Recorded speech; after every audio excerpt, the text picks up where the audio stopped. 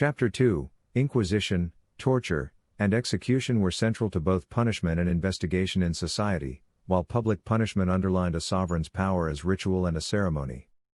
The new method to punishment at the end of the 18th century did not spontaneously materialize. There was an idea behind it.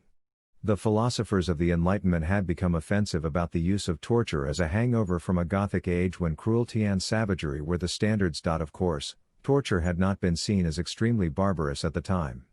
It was, in fact, heavily regimented as a form of science, right down to the length of ropes that were used, or even the frequency with which a given torture mechanism should be applied. On top of that, torture wasn't just part of the penalty system. It was also seen as a core point of criminal investigation.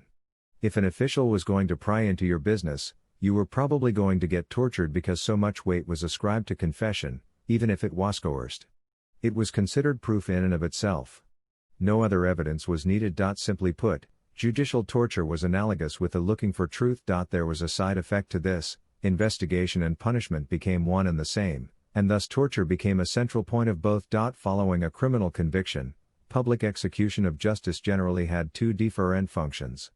On the one hand, it served a judicial purpose, but there was also a political one. The public carrying out of justice showed the power of the supreme ruler. Every crime was taken as a personal attack on the supreme ruler, and so the enforcement of law was, in return, testimony to his will.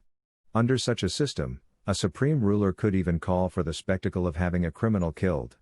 It was an indication that the supreme ruler reigned supreme over the juridical apparatus. It was his system alone, and justice was dispensed in his name. An audience at a public execution, showing everybody that a certain criminal was, in fact, a criminal and that he atones for his sins. It was about witnesses and guarantors of a sovereign's authority. After all, the idea of a spectacle is that it has spectators.